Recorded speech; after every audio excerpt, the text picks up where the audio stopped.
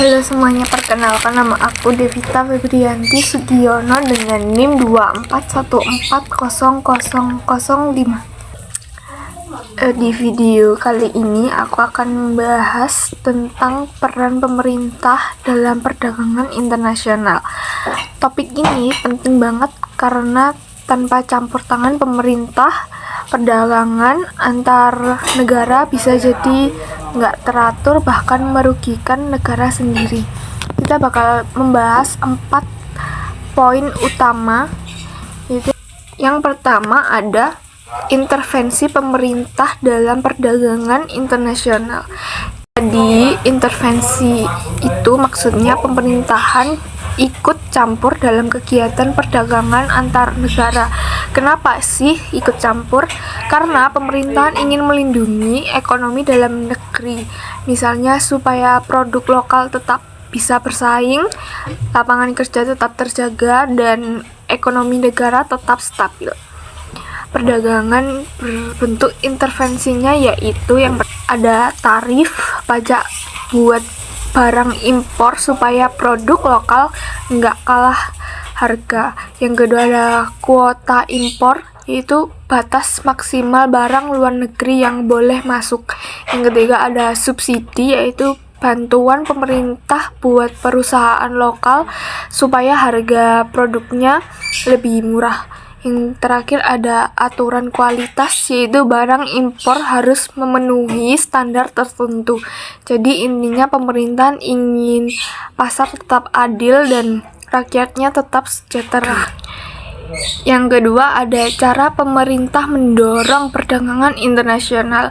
Di bagian ini fokusnya adalah cara pemerintah membantu produk lokal supaya bisa mendunia.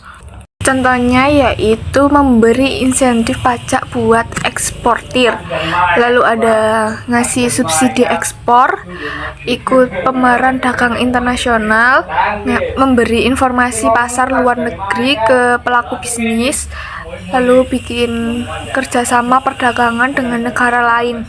Tujuannya produk Indonesia bisa terkenal di luar negeri dan ekonomi kita semakin meningkat. Yang ketiga ada cara pemerintah membatasi perdagangan internasional.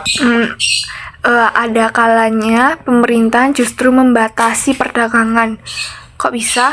Ya, karena pemerintahan juga harus melindungi industri dalam negeri dari produk asing yang terlalu banyak masuk ke dalam Indonesia.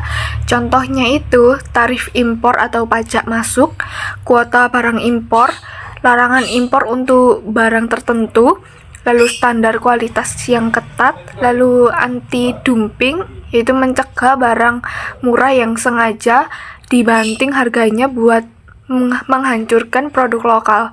Singkatnya, negara harus melindungi pasar lokal biar enggak kalah harga. Lalu yang selanjutnya, yang keempat, yaitu peran lembaga internasional dalam perdagangan. Selain pemerintah, ada juga lembaga internasional yang bantu mengatur perdagangan dunia supaya adil dan tertib. Contohnya itu WTO, fungsinya yaitu mengatur aturan perdagangan dunia dan menyelesaikan sengketa antar negara. Yang kedua ada IMF, yaitu menjaga stabilitas keuangan dan mata uang global. Lalu ada World Bank, yaitu memberi pinjaman dan bantuan untuk membangun ekonomi. Lalu yang terakhir ada ASEAN atau EU atau APEC, yaitu kerjasama regional untuk memperkuat perdagangan. Mereka ibarat wasit dan penolong di dunia perdagangan global. Jadi kesimpulannya itu adalah pemerintah turut ikut campur dalam perdagangan internasional karena ingin melindungi dan memajukan ekonomi negara. Lalu pemerintah bisa membantu promosi atau membatasi perdagangan. Lalu ada juga lembaga internasional juga ikut menjaga perdagangan dunia agar adil dan saling menguntungkan. Dengan kebijakan yang tepat, perdagangan internasional bisa jadi mesin pertumbuhan ekonomi untuk suatu negara. Sekian dari saya, semoga bermanfaat dan bantu kalian untuk memahami materi ini dengan lebih mudah. Terima kasih.